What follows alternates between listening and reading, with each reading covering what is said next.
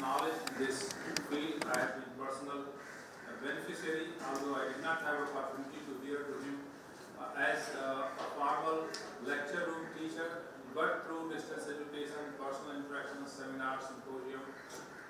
It has been always a great pleasure to listen to Professor Gupta.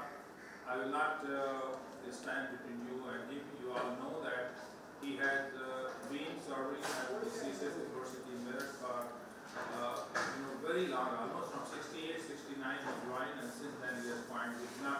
He stayed there and pursued his field so vigorously that the university of CSS University is on the world map today when it comes to generation certificates. So it is my pleasure to invite you to this presentation, and I am sure that the students will get greatly benefited. They will be and also inspired.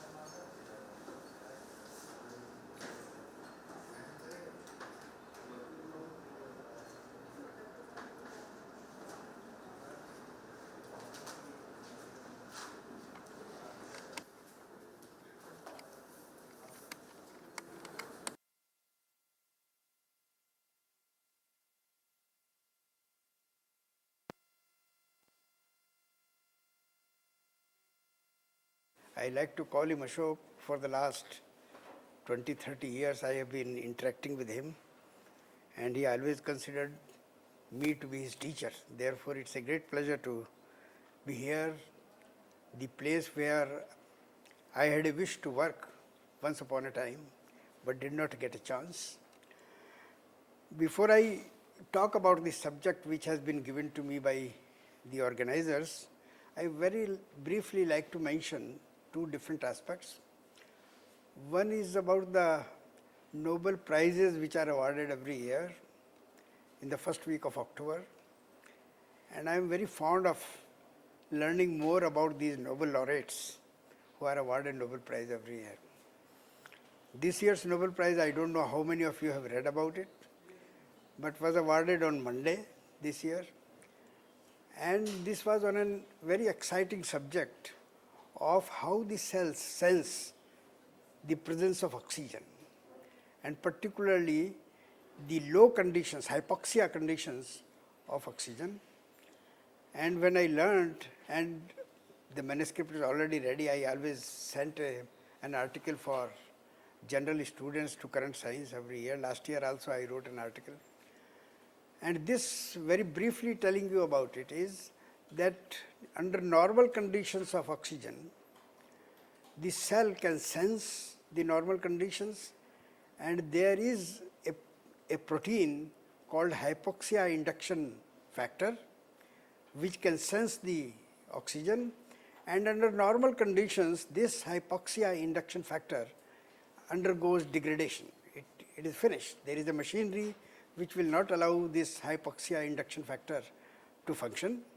But under low oxygen hypoxia conditions, this hypoxia induction factor plays a very, very important role to deal with low supply of oxygen, which has to be overcome by the machinery within the cell. You see, under low oxygen conditions, you are in trouble, respiration may not take place properly. Therefore, this hypoxia induction factor, HIF, will sense the low conditions and will immediately bind to hundreds of genes, promoter region, hypoxia response element they call it, and will switch on these hundreds and thousands of genes all together simultaneously to deal with the conditions of hypoxia, to generate more oxygen, more red blood cells and things like that, so that diseases which, and when this particular factor or the gene which encodes this transcription factor, when this gene undergoes mutation, large number of diseases are caused because your body then cannot deal with the hypoxia conditions. This is just in brief because you will read an article which will be published in the next few months in the current science. I am writing that article. But with this brief introduction about the Nobel Prize, I like to very briefly tell you about what we are doing in terms of research, because the topic which I have chosen and has been assigned to me is not the subject on which we are working. We have been working for the last more than 20 years on molecular markers, followed by genetics studies using molecular markers, QTL internal mapping, genome-wide association studies, and maybe 24 students were awarded PhD degrees on these different aspects. And I sometimes feel shy of telling you that I have published more papers after retirement than I did during active service. I have published about 250 papers after retirement. I published only 200 during my active service. So we have been fairly active in research areas, and it has been an exciting period. But Ashok wanted me to very briefly mention about the recent interest of epigenetics.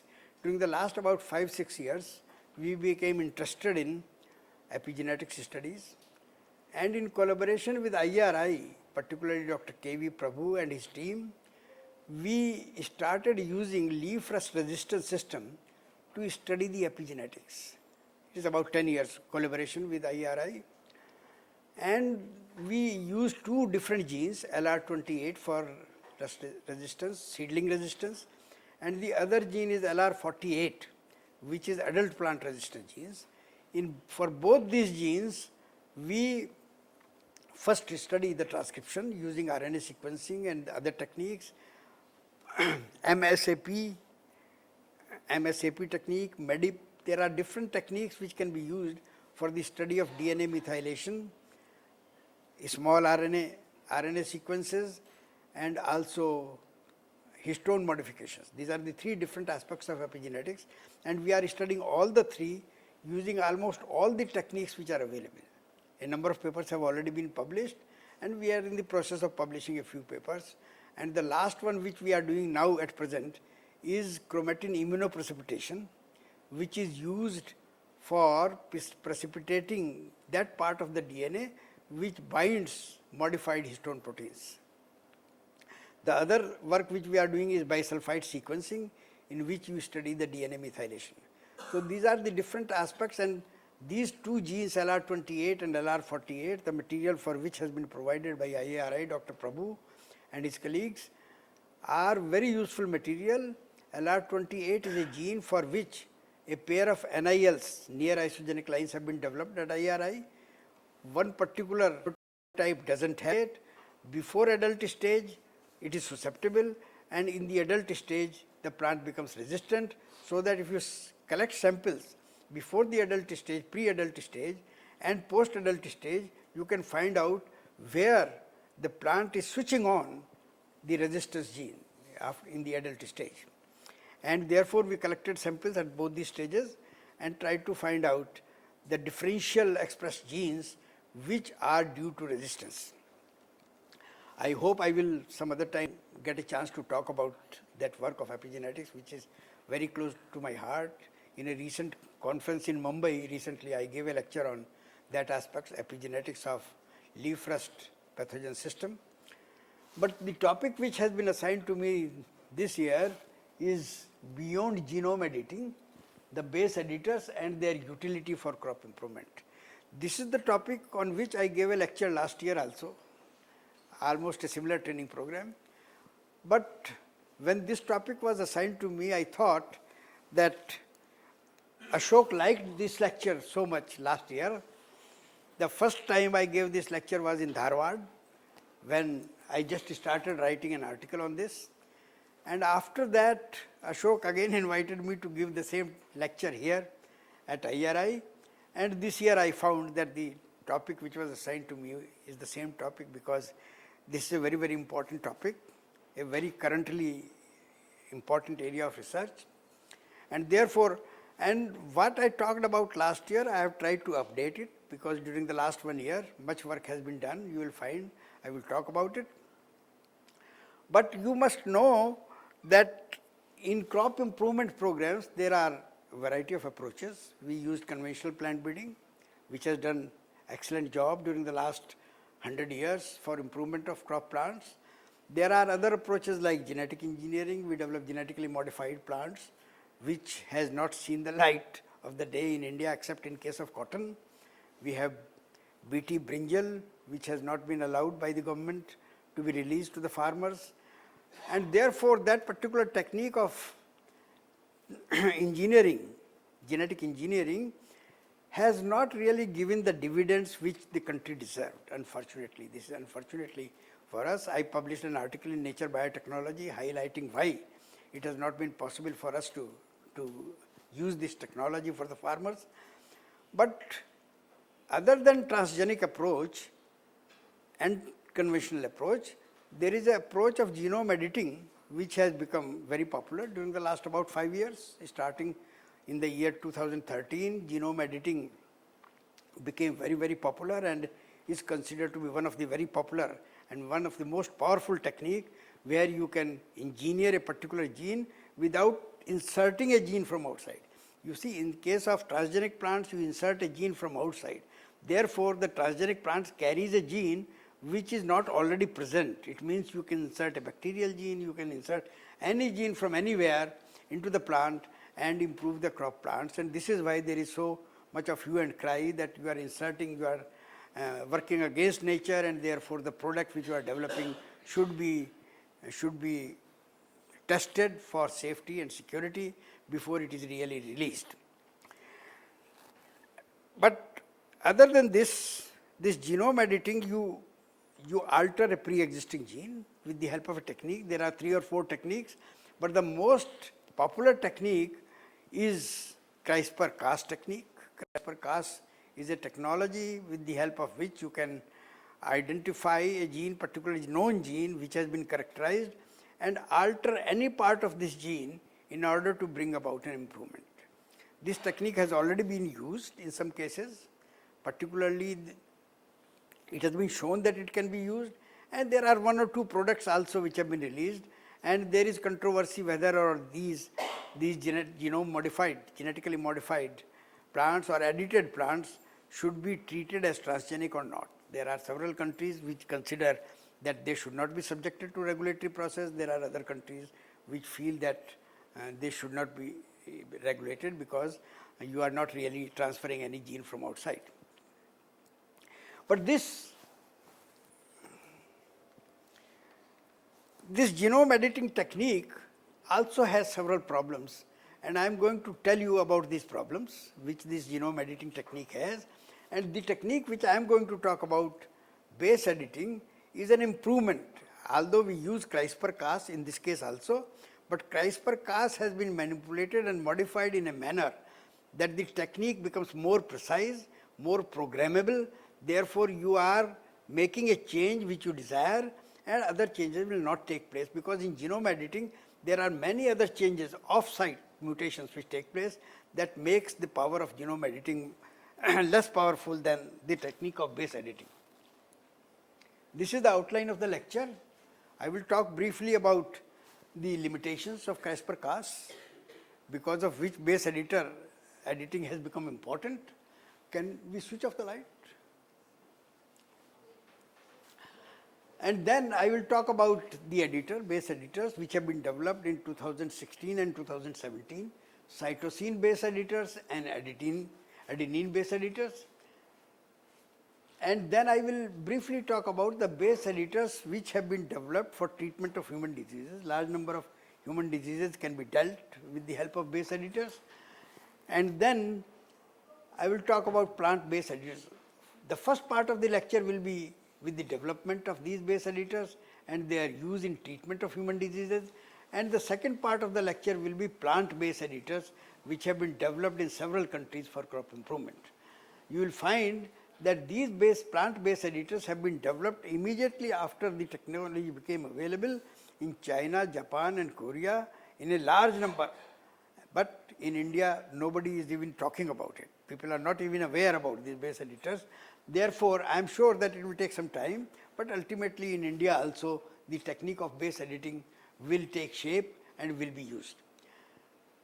I will also talk about limitations of base editors. They are still evolving. During the last 3 years, base editors have been modified and improved in large measure. Every year there are papers how to improve base editors further to bring about precision in the base editing. And this is recent improvement of base editors during 2019. Also, there are at least about dozen papers on base editors which have been used to improve the base editors which were earlier developed during 2017 and 2018. So the technique was the first paper on base editors was published in September 2016, and during the last 3 years, 17, 18, 19, the technique has become so important. I am sure there must be about 100 papers published during these 3 years in different parts of the world.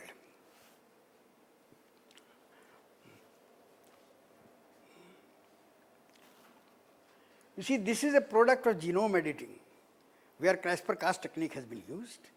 This is a product which is commercially sold, mushroom, where the color of the mushroom from brown to white has been changed, and in USA this has been released without any regulatory process. This is the only product of genome editing which has been commercialized, and commercialized without any regulatory problems. The other product of genome editing is drought tolerant maize, which has also been cleared by the regulatory agencies, but it has not reached the farmers. The maize will also go to the farmers very soon.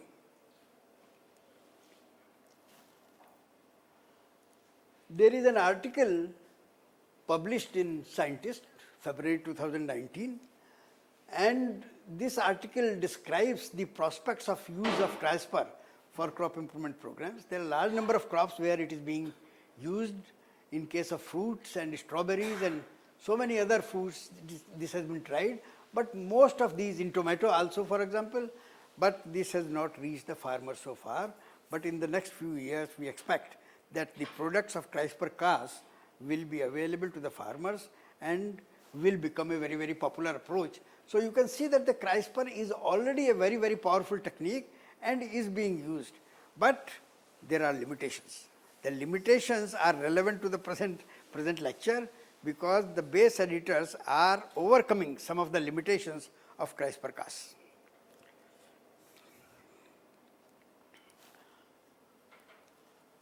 There is a review published on CRISPR-Cas in 2019. This is the review published in Annual Review of Plant Biology. If you have not seen it, you can note down the reference. It will be available in the presentation also later on. In this particular technique, the present status of CRISPR-Cas is described, and they also mention in this review about the base editors, which is a more precise technique over the genome editing technique. Base editors, therefore, even on the basis of this review, will be increasingly used in future as a supplementary tool with genome editing. You see, because of the popularity of these two approaches, genome editing and base editing, there are a number of papers and reviews published almost every month, not every year. Every month you find some important articles published on these two subjects. The CRISPR-Cas limitations, which I mentioned earlier, a number of limitations. The CRISPR-Cas technique makes use of an enzyme, Cas9 enzyme, which creates a double-strand breaks in DNA in order to insert or bring about the modification, and you have to use a guide RNA which will insert a small segment of gene in order to bring about the editing. And once double-strand breaks are produced, then there are two types of processes, homologous recombination, and the other one is non-homologous end joining, which can take place in order to bring about editing. Because of the possibility of this other approach, non-homologous end joining, there are a number of products which are not really useful. You get products which are not desirable, and therefore you have to make a selection later on. After you apply CRISPR-Cas, you have to exercise a selection process, and hardly 1% or even less than 1% products are really what you are trying to achieve. The target window is very long where you are bringing about base editing. Therefore, the base editing may take place at sites which are not desired to be edited. Therefore, you get products which are not really desirable products. The window should be very short so that you bring about editing only in that part which you want to edit. There are large number of insertion deletions which are produced, and there are off-site editing. This is one of the major problem. This is gone, I think. It's not working. Battery or something. So you can see that indels and offsite editing, that is one of the major. Will it work for switching the slides also? No, sir. Okay. So you can see that insertion, deletions and offsite editing, this is one of the problems of CRISPR-Cas. Restrictions due to PAM sequence. If you are not familiar with the PAM sequence, PAM is proto-spacer adjacent motif, which is present here. You can see this is the PAM sequence, and this PAM sequence must be present about 20 nucleotides downstream of the site which you want to edit. If you have decided about the site to be edited, that site must be present in a region of the DNA where this PAM sequence is present 20 base pairs downstream. If PAM sequence is not present, you cannot bring about the editing, because the function of CRISPR-Cas depends upon the availability. And it has been shown that among the genes which you would like to edit, hardly about 5% or even 1 or 2% are such genes where PAM sequence is available. Therefore, you want to edit a gene, but PAM sequence is not there, therefore genome editing approach cannot be used. So this is another very important limitation and major limitation of using the CRISPR-Cas technique.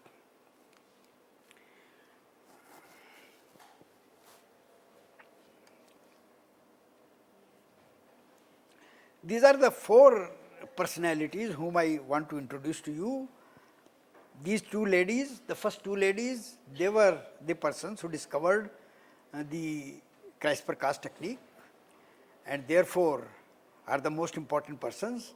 But the third person, who is Feng Zhang from Harvard, he is the person who got the first patent on CRISPR-Cas, because he made use of CRISPR-Cas for the first time for improvement of a particular gene for human health, and therefore he filed a patent, and the patent was granted to him. And therefore for about last 2 years there has been a battle among these 2 ladies and this man Feng Zhang, the third one, whether who should get the first patent, because this technique of CRISPR-Cas is such a powerful technique that in the next few years I am sure this will get Nobel Prize. The 4th picture which you see at the end is the picture of a person, David Louis, who is a very important person, the discoverer of base editors. This person, you see how I became interested in base editing, I tell you the story about it. In the December issue of 2017, they published an article where they described the work of 10 persons who were most important during the year 2017. And the first person on that list of 10 persons, Nature's 10, who mattered in 2017. This is the title of that particular news item.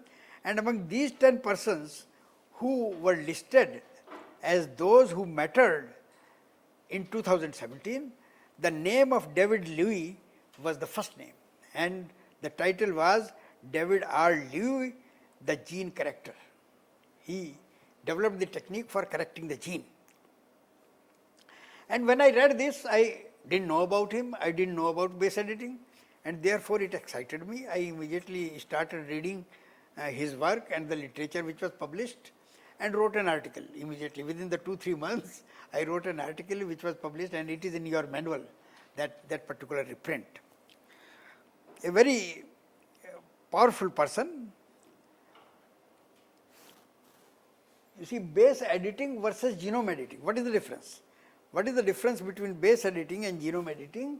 Base editing approach enables the conversion of one target base, only single base, into another in a programmable manner. You can program it that we have to convert C into A or A into G or whatever. So single base mutations can be produced through base editing using enzymes which are deaminases. You know the nucleotides, number of nucleotides have an amino group. So by deaminase you can remove the amino group and convert one base into another. Therefore this is the basis of development of base editors. The use of deaminases which remove the amino group and convert one nucleotide into another. Without, and no double strand breaks are produced, because that is one of the limitations of genome editing. And no donor template is used. In CRISPR-Cas you use a donor template which has the sequence which you want to edit, and therefore editing really takes place by genetic recombination. Recombination between the inserted template and the sequence which is present in the cell. So you don't use a donor template, you don't use double strand breaks, but instead you use deaminases and convert one nucleotide into another in this particular technique of base editing. This is the first paper which was published, which is the basis of development of base. This is not the paper which is showing base editing, but this paper shows the basis how base editing technique was developed. It utilized two different systems, vertebrate somatic hypermutation, which has this particular gene, activation induced cytidine deaminase, which is normally found in vertebrates. And there is another system, CRISPR-Cas, which was used in the genome editing, which is present in the bacteria. So this CRISPR-Cas technique from bacteria and this particular activation induced cytidine deaminase, which is present in case of vertebrates, these two were combined into the target sequence, developing the base editing technique. Both of them are used here, and utilizing this, it was proposed that base editing can be done. And this particular approach, therefore, was subsequently used in the first paper, which was published on base editing. Cytidine was converted to uridine. You have the amino group here. This amino group is removed with the help of cytidine deaminase, and you get uridine. And this uridine is then changed into thymine, and therefore CG is converted into TA. So you change one particular base pair from CG to TA. And I must tell you that there are large number of human diseases. Thousands of papers have been published, and it has been shown that 70 to 80% of diseases are caused because of single nucleotide change in a particular gene. Therefore, if you can use this technique, you can really deal with almost 70 or 80% of genetic diseases which have been detected and whose genes have been identified during the last about 20 years. Very, very important. The other base technique is the conversion of adenosine into inosine. In this case also, the amino group of adenosine is removed and you get inosine. Inosine, you must be familiar, that is a base which is very commonly present in transfer RNA as an alternative base, and this inosine is read as G, guanine, so that it will pair during DNA replication with cytosine. So you will get then, in place of AT, you will get CG, GC during base editing. So both cytosine and adenine deaminases were used in order to bring about a change in single base pair of the DNA of a particular gene. But you should know the sequence of the gene. You see, one of the limitations of CRISPR-Cas and also base editing is that you should know the structure of the gene, you should know the nucleotide base pair which is responsible for the change, so that you can pinpoint that this is the base pair which I want to change to bring about the desirable change. This is, you see, following this approach of base editing using deaminases, 4 different generations of base editors were developed within 1 year. Starting from 2016 September to October 2017, within 1 year, 4 different generations of base editors were developed, bringing about improvement one after the other. And I will briefly describe how this improvement has been brought about. In this case, you have a guide RNA with a scaffold and spacer. You have Cas9, which has been modified, disabled. You see, Cas9 enzyme brings about a double-stranded break, and we don't want it. We don't want the double-stranded break. Therefore, the enzymatic activity of Cas9 is disabled.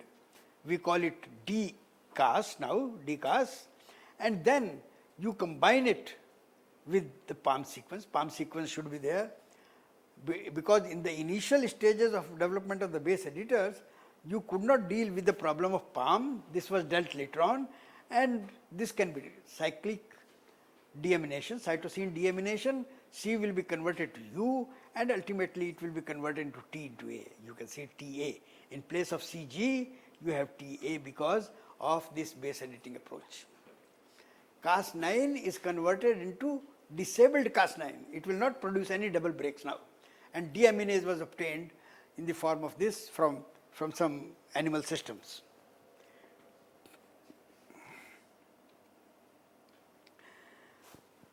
This is base editor generation 2. Limitations, base editor 1 immediately were found to have some limitations, and these limitations are that there is a base excision repair, DNA repair. If you have read about DNA repair, there are different mechanisms of DNA repair within the cell, and one of the repair system is called base excision repair, where the base is excised and new base is inserted. And this system, base excision repair, does not allow base editing. As soon as cytosine is converted into U is converted back to cytosine because of the presence of base excision repair. So what you are trying to change, the cell does not allow the change because of the base excision repair. So this is because of this enzyme, uridine glycolase enzyme, which converts U back to C, and therefore the change which you are introducing does not continue, and therefore a solution was sought in order to deal with the problem of base excision repair and glycolase enzyme. The base editor plus this uracil glycosylase inhibitor was used.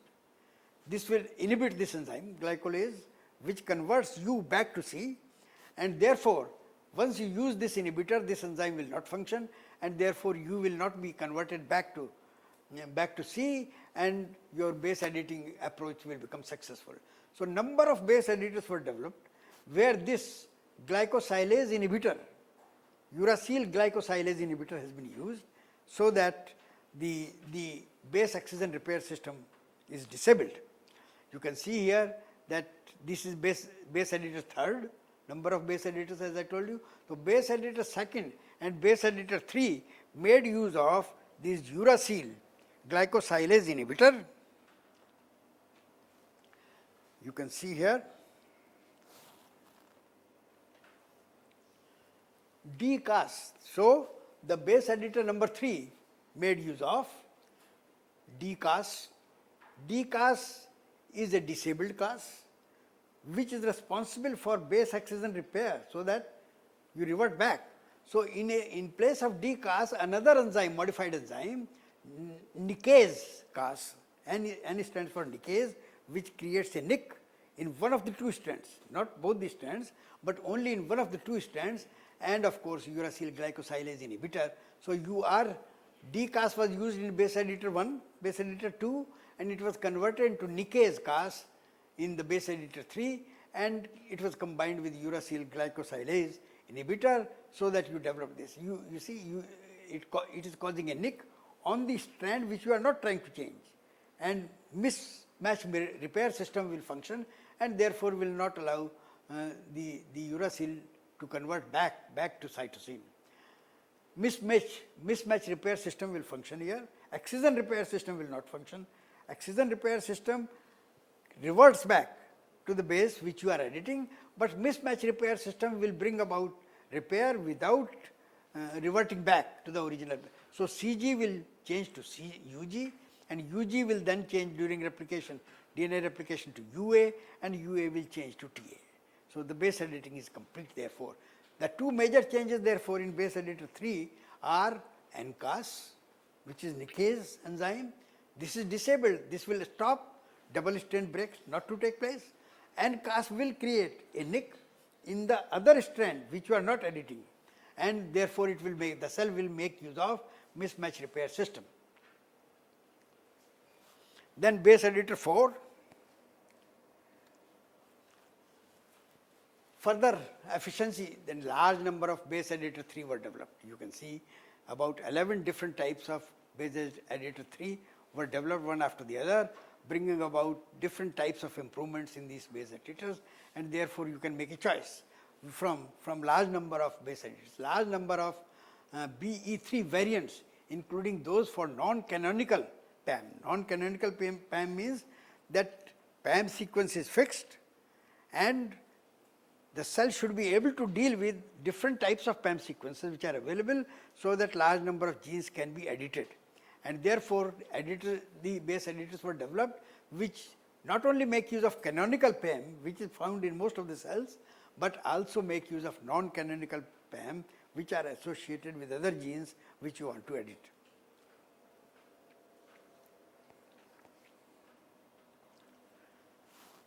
Base editors generation 4. In generation 4, base editor generation 4, the number of copies of uracil glycosylase inhibitor has been increased from 1 to 2. There are 2 UGI here, and therefore the efficiency of the base editor increased because of increase in the number of UGI, 1 to 2. The two uracil glycosylase base editors have been used in this case. In this case also, you can see this UGI is present as a separate plasmid. In this case, they are present within the plasmid. So, base editors 3 have been improved by inclusion of 1 or 2 copies of UGI. In this case, you can see that there are 3 copies of UGI. So, by increasing the number of UGI, uracil glycosylase inhibitors, from 1 to 2 to 3, the efficiency of the base editors was improved, so that you had improved enhanced base editors. They called them enhanced base editors, where more than 1 copy of UGI have been used.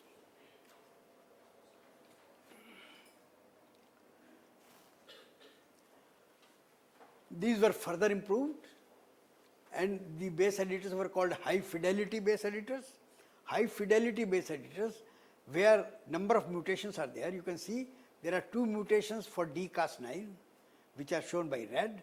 There are 5 other mutations which are responsible for high fidelity. So, by number of mutations, you see this gene Cas9 has been subjected to a number of mutations by replacing certain amino acids. You can bring about changes in the nucleotide, so that the amino acids which are present in the enzyme, they will be altered. And there are now, you can see that there are 2 changes, mutations for dCas9, and there are 5 other changes which are brought about to obtain these high fidelity base editors. And these are and then there is another sequence, GAM sequence from this Phage-MU, which has also been inserted here after the base editors, and this presence of GAM also improved the efficiency of the base editors, and therefore they were called as high fidelity base editors with the introduction of this particular sequence GAM from mu.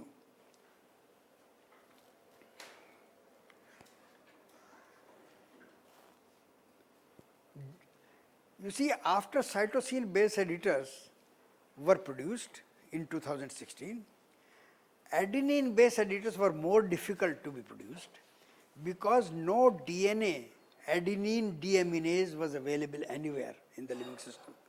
Cytosine deaminase were available in the cell, you could make use of them, but adenine base editors, DNA adenine base editors were not available anywhere in the cells, and therefore it was more difficult to produce DNA adenine base editors.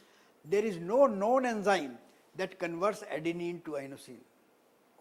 There is no adenine deaminase in the nature, but RNA deaminases were available, because in the transfer RNA, you know, inosine is present.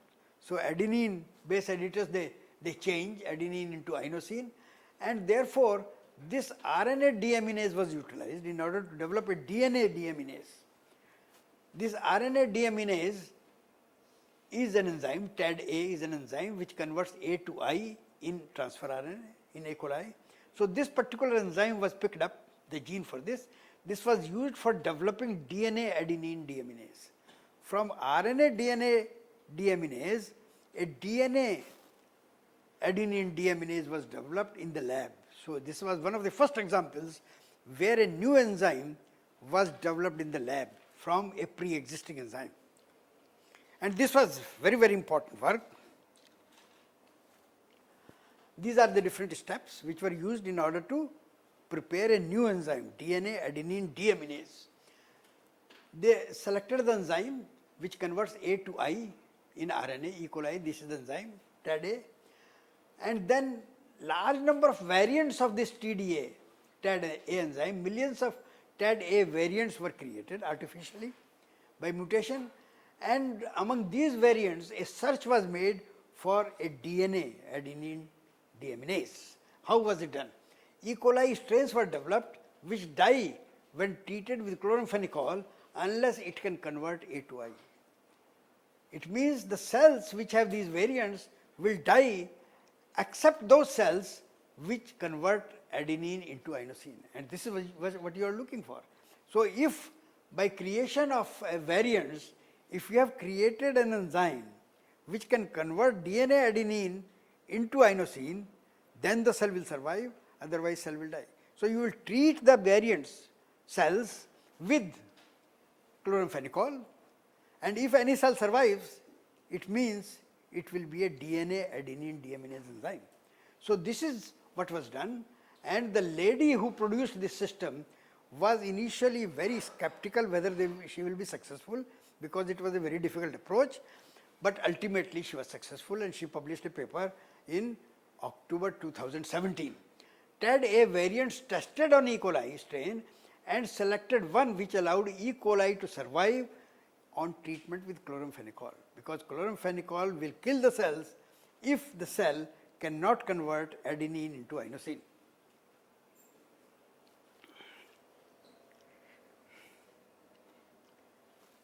See, this is the system. This is the paper published. This is the lady, Nicole M. Godelli, who published this paper in October 2017. And you can see adenine base editors could be developed on the basis of this particular. The only bottleneck for developing adenine base editors was the availability of DNA adenine deaminase. And this was synthesized in the lab by creating mutations and selection. So adenine deaminase is there, and you have now base editors, adenine base editors, which were not available and which was doubtful whether or not adenine base editors will be developed, and this paper was published in Nature, October 25th, 2017.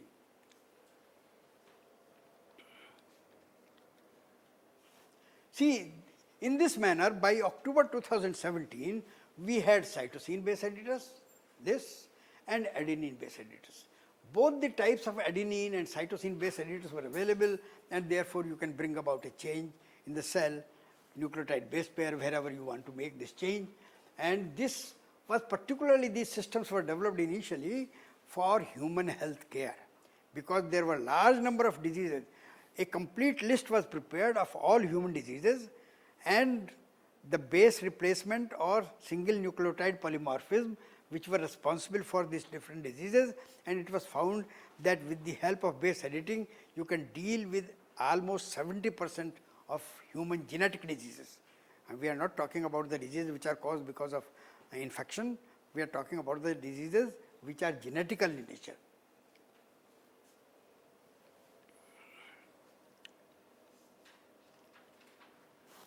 You see, I have included this picture deliberately because the students, the participants who are here, sitting here, they may feel inspired. These two ladies have become the world-renowned scientists. This is the lady who first postdoctoral fellow in David Louis lab. She published the first paper in 2016, September, where she described the cytidine base editors. And this is the lady who, in October 2017, published the paper where she described the development of adenine deaminase enzyme, and with the help of that, she developed the adenine base editors. So they have become world famous within a period of 2 or 3 years because of the kind of work which they have done, and you can understand they used to work almost 24 hours a day throughout the night. Both of them got good jobs. After doing postdoctoral work, Kumar became assistant professor in University of California, South San Diego, and Godelli has joined a company, newly created company, Beam Therapeutics.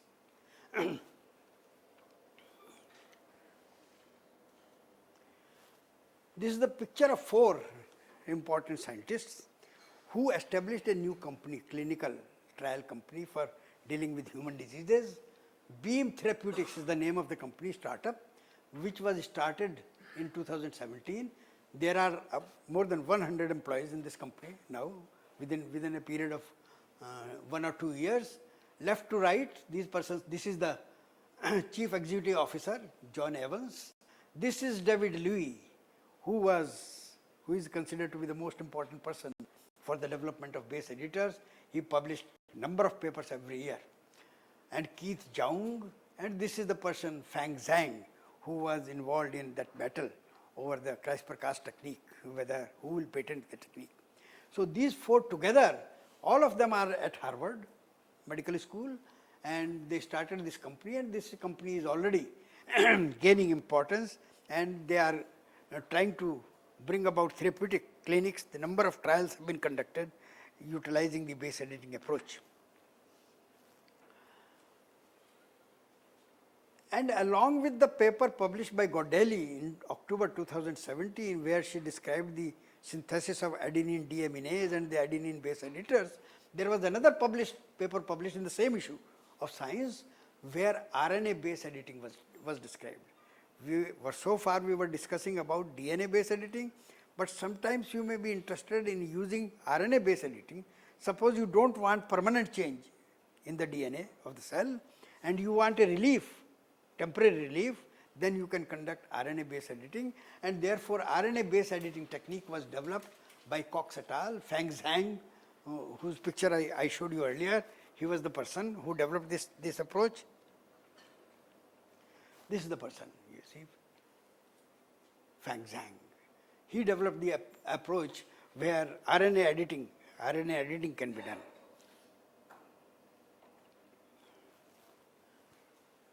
Now, the second part of the lecture, as I told you, is about plant-based editors.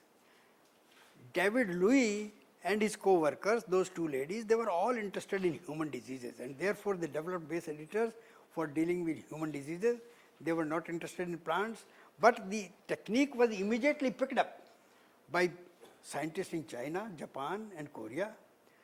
And most important are the Chinese scientists. They have published at least 20-30 papers during the last 2-3 years, and in the development of plant-based editors. Disabled Cas9 was used, Nikkei's Cas9 was used in order to develop these plant-based editors. They use these promoters, ubiquitin promoter from plant systems. They also optimize the codon assignment. You see, these enzymes may not function in plants, therefore they have to be optimized. Codon optimization, we call it, in order to bring about the change so that they function in plants. So by bringing about these changes, plant-based editors were developed in China, particularly in China, but also in Japan and Korea. Papers in plants published in 2017, number of papers were published. You can see on rice there were at least 3 papers published, molecular plant, and then Science, China Life Science. On rice and tomato there is an important paper published in Nature Biotechnology. There was a special issue of Nature Biotechnology in 2017 where base editing was dealt in about 4 or 5 papers.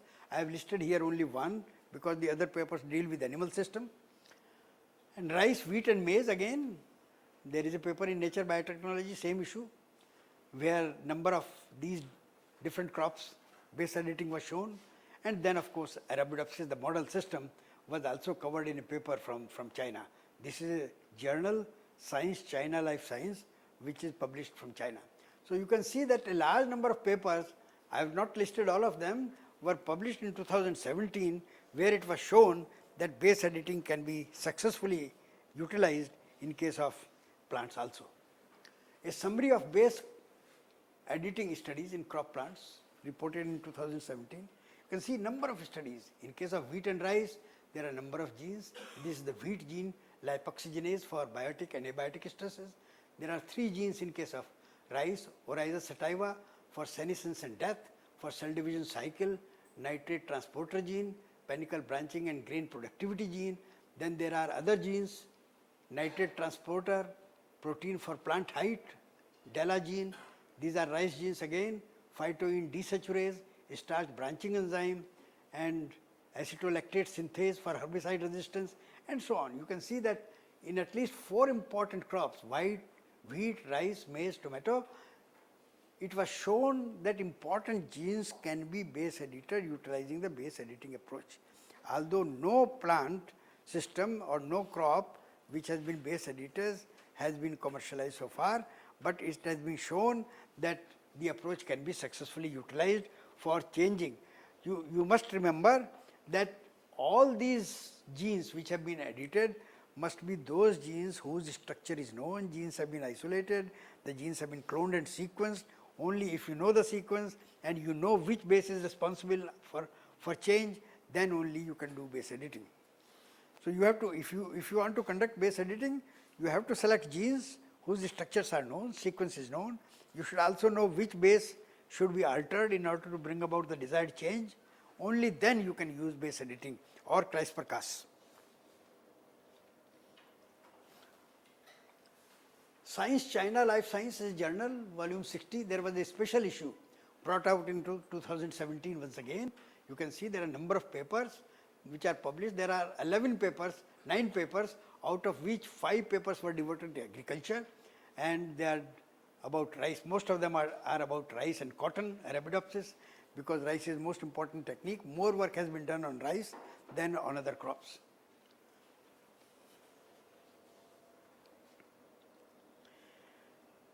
Then base editors for rice were developed one after the other. There are about 20 different base editors for rice were developed.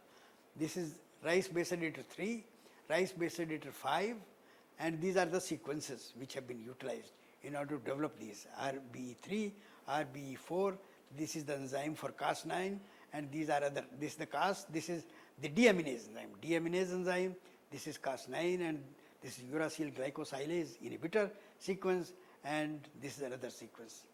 So you can see in one case VQR was utilized instead of this UG in place of inserted into this in order to expand PAM sequences. PAM sequence, as I told you, was one of the bottleneck. Therefore, efforts were made in order to create base editors which do not have the restriction of the PAM sequence. Rice base editors, number of them you can see, codon optimized. Codon optimization, I hope most of you understand. Codon optimization means that for the same amino acid, there are different codons utilized by bacteria and by eukaryotes, and plants and animals. Animals may have different codons, plants may have different codons. So you have to optimize the codons and try to find out which codons will work in case of plants. So the system base editors were codon optimized, and rat apobac gene, which is again for deaminase, and uracil glycosylase inhibitor gene, they were codon optimized and utilized in the development of plant base editors.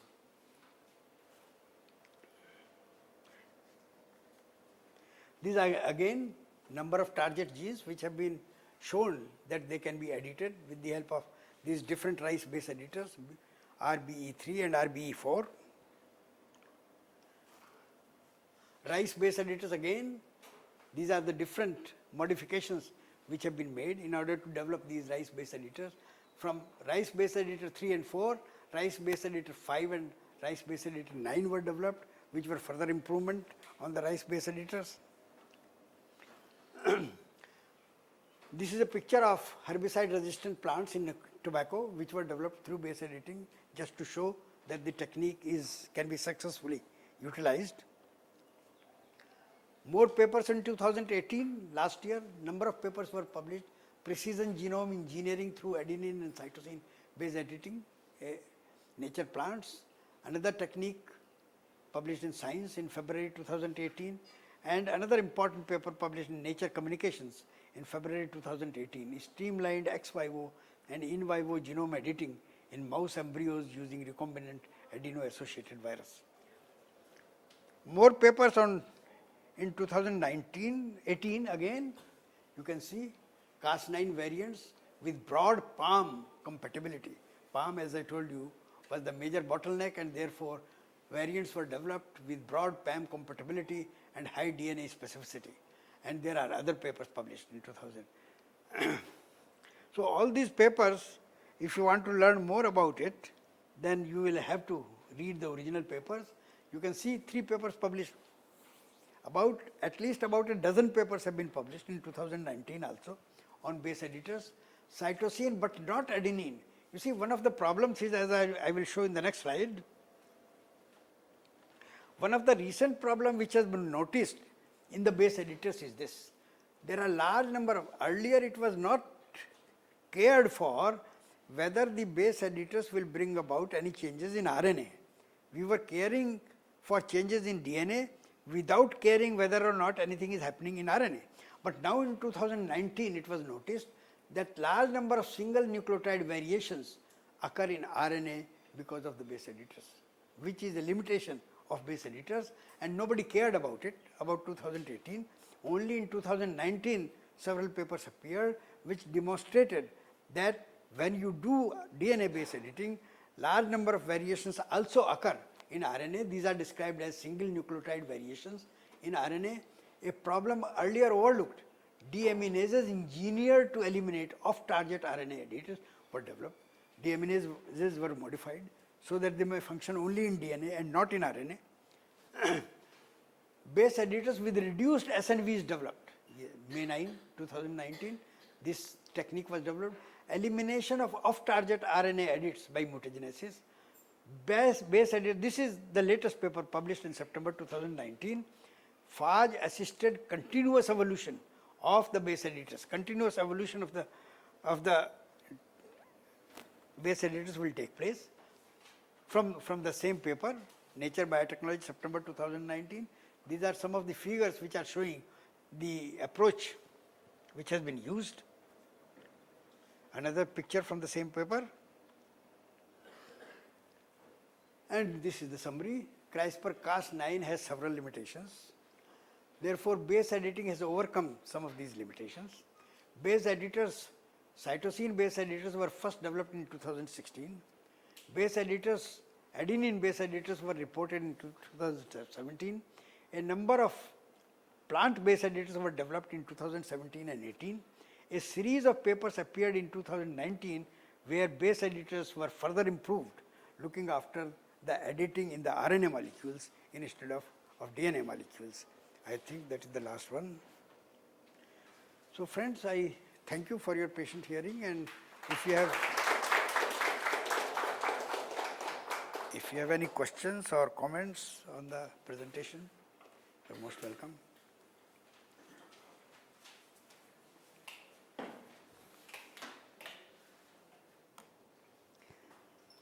This is a new area, and unfortunately India has not even started about it, not even talking about it. I have not seen many scientists who are aware about base editing, and this is why I wrote an article in Current Science, so that students like you can read it and learn about this new technique which has yet to start in India. Scientists have not even started thinking about it so far. No comments? Sir, in case of induced mutations, will create point mutations. Yes. There also base changes, single base or two bases. How it is different from base? No. You see, in case of mutations, you don't even care to know what is happening. In case of mutations are random. First thing, 99% of mutations will be harmful. You have to exercise a selection to find out the desirable mutations.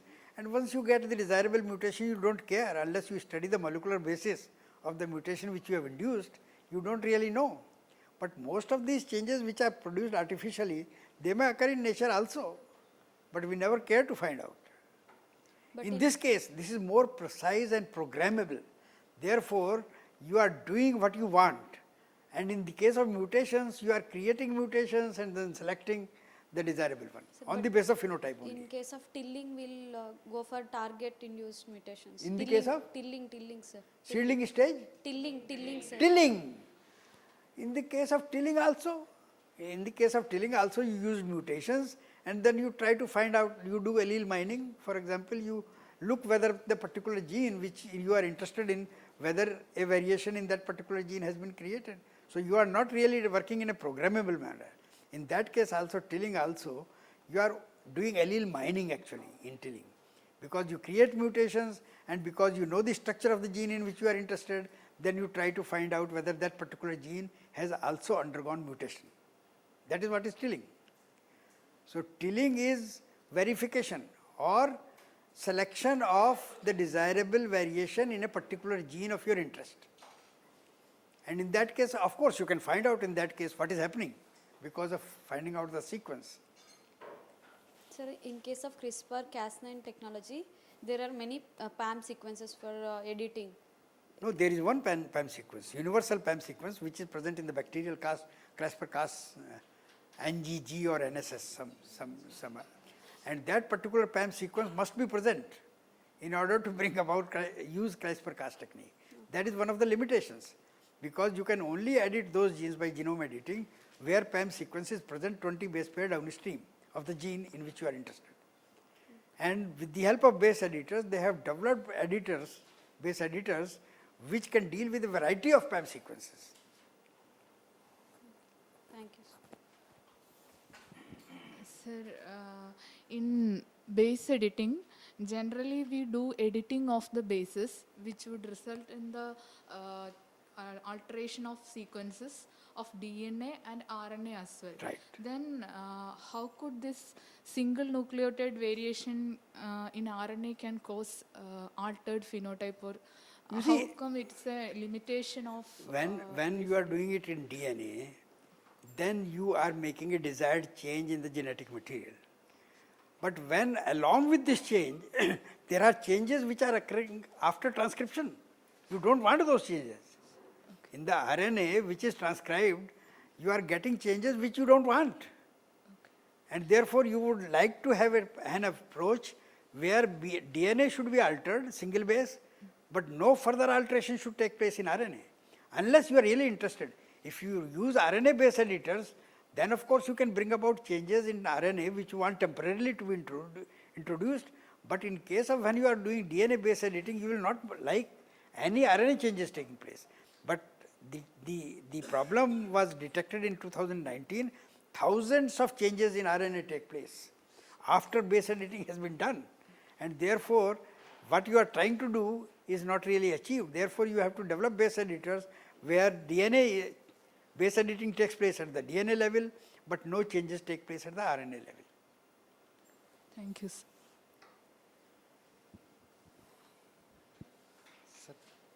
Nowadays, we are coming across many genome editing concepts in human genome genetics, sir.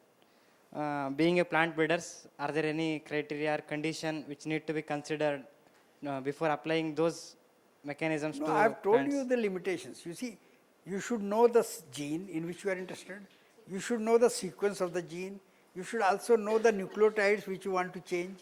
And only then you will do CRISPR-Cas or base editing.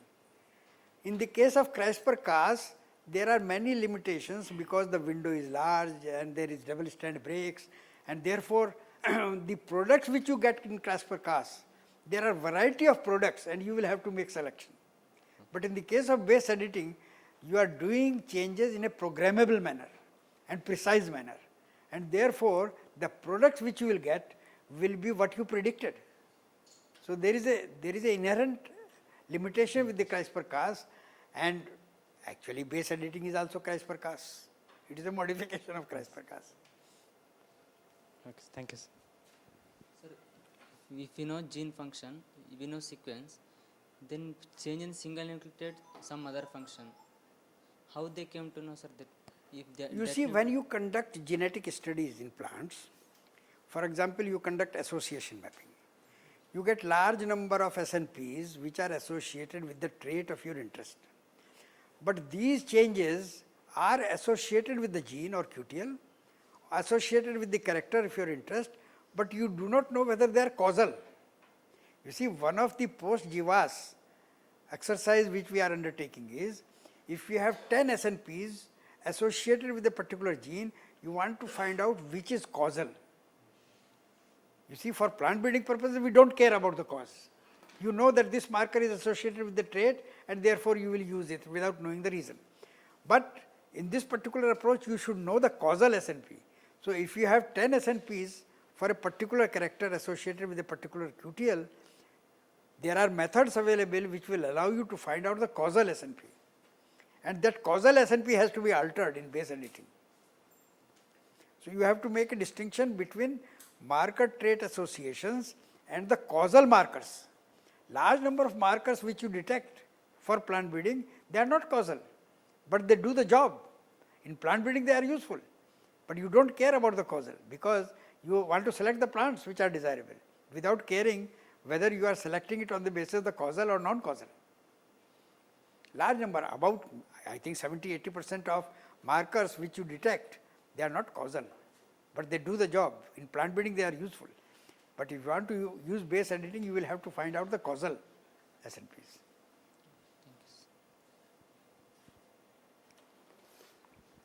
But sir, it should change the phenotype. But so, what is the use of this? Yes, it will change the phenotype. It will change the phenotype. But what is your question? Sir, as we are not targeting for RNA in expression, that it should not be in, it should be in DNA, not in RNA. Right. So that's how the phenotype is getting affected. If you are using the causal SNP, then causal SNP will be the one which will change the phenotype. If you have two different SNPs, AT and CG, so the two plants having these two base pairs will differ in phenotype if it is causal. If it is not causal, then of course the phenotype will not differ. It will change the RNA of the change which we have made. But sir was talking Yes, about yes. target RNA. You see, when you make a change in DNA, there will be change in RNA also. But we were talking, the limitation is that there are other changes, large number of other changes in RNA, which you did not introduce in DNA. Yes. And that will have the effect on phenotype.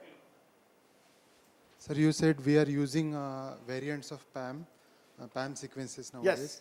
So whether those are targets of variants of Cas9 proteins, or if not, how we are No, targeting the those? PAM sequence, you see, the canonical PAM sequence, which is generally found associated with CRISPR-Cas system, is present in the bacteria. And that is the one which we are using. So in most of the cases, your Cas9, the enzyme will function only when that particular PAM sequence is present. In many genes, 80-90% of genes, that PAM sequence is not present. Therefore, you will have to develop the enzyme which can recognize the other PAM sequences also.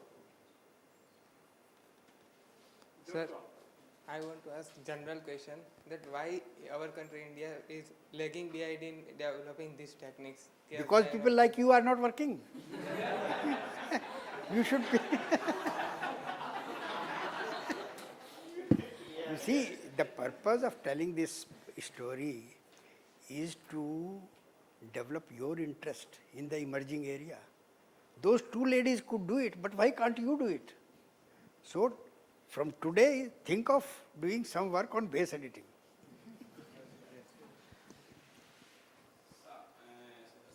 According to the plant group state, so genome could be changed or not. So, for example, during the cyclic state, it is susceptible. At the vegetative state, it became tolerance. Come here, come here. Reproductive stage. Can you come here and explain? Come forward. Yes, sir. Sir, I Yes. would like to know, according to the plant group states, so genome could be changed or not. So, for example, at the cyclic state, it became susceptible. At the vegetative state, it became tolerance. At the flowering state, it became susceptible. So, No, genome no, could be you changed. see, if you make a change at the seedling stage, then you will have to exercise selection later on. You try to bring about a change at the seedling stage, all cells will not be altered. Otherwise, you make a change at the cellular level, protoplast for example. Do the change at the protoplast level, and then from a single cell, you develop the whole plant. In human beings also, we develop and do this base editing at the level of cell culture, and then those cells may be introduced. So you will have to do this exercise at the cellular level. I think he did not convey the question properly. Huh. He is asking whether we can regulate the temporal expression like seedling stage. Oh yes, yes. That is what Yes. is the question. You see, there is a paper published in 2019, CRISPR-Cas TSK, tissue specific knockout. You read that paper, I have not mentioned this. Tissue specific knockout. So there are systems available and are being developed where you can knock out the gene in a particular tissue. And you can knock out this by using promoter sequences, tissue-specific promoter. If you have tissue-specific promoter and you make a change there, then this change will express only in a particular tissue, depending upon the promoter which you are altering. So this paper interested me, TSK, CRISPR-Cas TSK. Note कर लीजिए, CRISPR-Cas TSK, small t, small s, small k. इसको internet पर डालिए, आप form मिलेगा paper आपको. Only one paper published, CRISPR-Cas TSK. Yeah, if it is inflorescence specific Yes, or yes. floral primordia Yeah. specific, it can be expressed. Tissue-specific expression can be introduced. You see, tissue-specific expression can be introduced in any case with the help of promoters. Because promoters are tissue-specific, temporal and spatial expression can be controlled. So by controlling the promoter sequence, you can develop tissue-specific and time-specific growth stages also. Thank you, sir.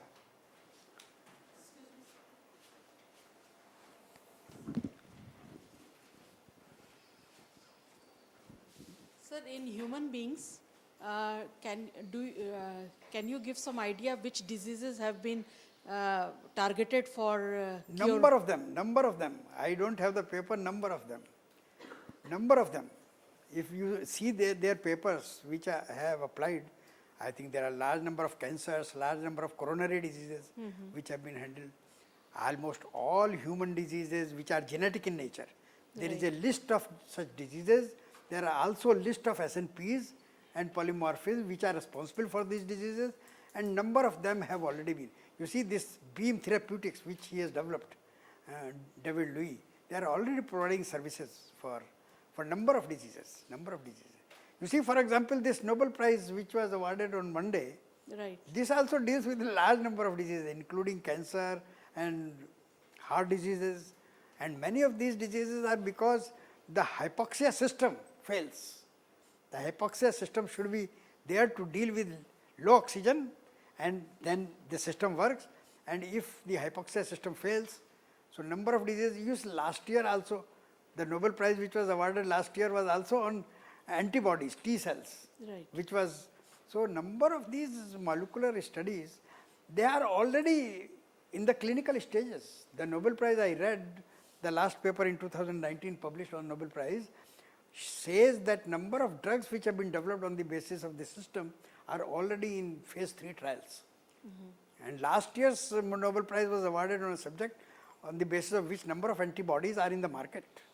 And one of the patients of the last year's disease, cancer immunotherapy, Bill Clinton was treated using that particular drug. It was expensive. And similarly in this case also, I think in plants and animals both, large number of cases have been demonstrated as concept of principle at the cellular stage, but not actual human beings. It has not been shown in actual human beings. It may take some time, but this company which they have started, Beam Therapeutics, is already handling cases of diseases.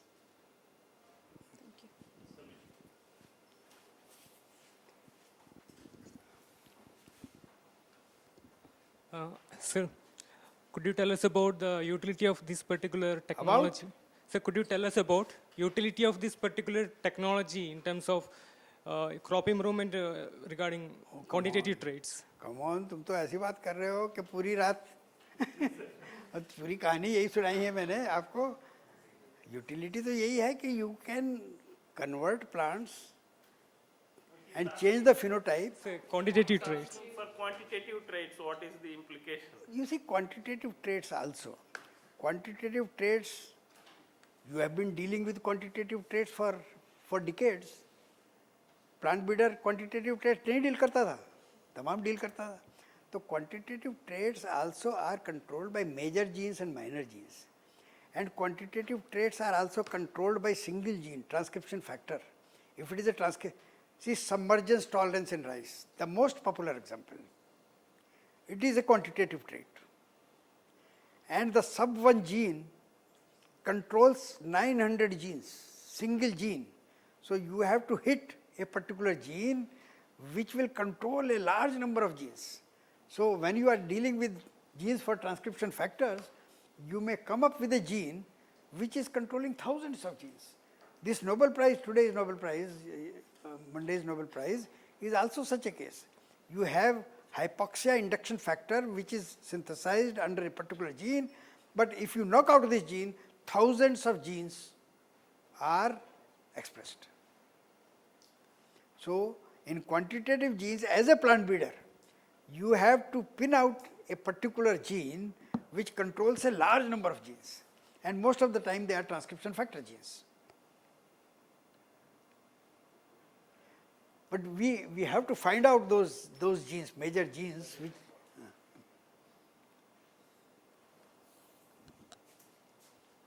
There are no other questions. We have one more here. Sir, you mentioned many successful examples in case of rice, wheat, many crops. Was there any field level problems like germination or any? No, I don't think we have reached that stage. We have not reached that stage yet to find out whether they will function in the field also. That has to be done. I think it is too early for. Sir, to overcome these single nucleotide variations in RNA, can they go for base editing in RNA? Yes, there was a technique. RNA deaminases can be used. That Fang Zhang published a paper in October 2017 where he developed deaminases for RNA. In that case, you want a temporary change. You don't want to change the genetic material. So RNA editing can be done at will. Yes.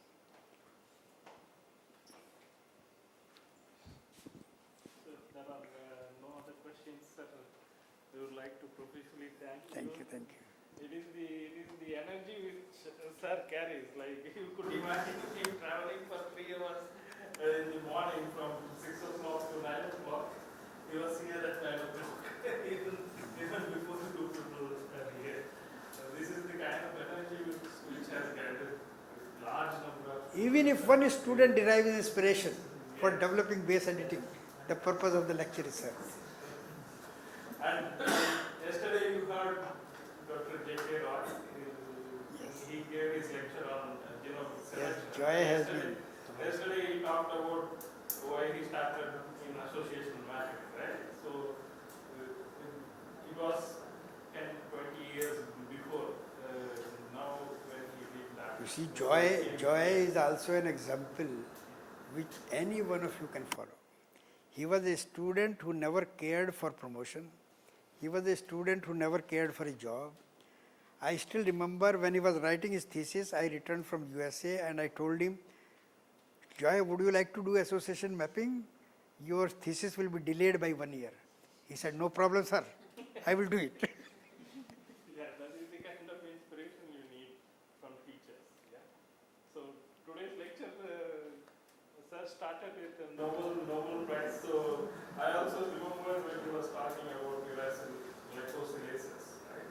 Thomas Lindahl was awarded the Nobel Prize in chemistry for working on the glycosylases in 2015. So he went for a postdoc in Princeton, which did not work out, but he later on worked on the rest of the glycosylases. So he's only an inspiration. If you start looking for the Nobel Prizes, there must be at least 50 Nobel Prizes which have been awarded in the area of multiple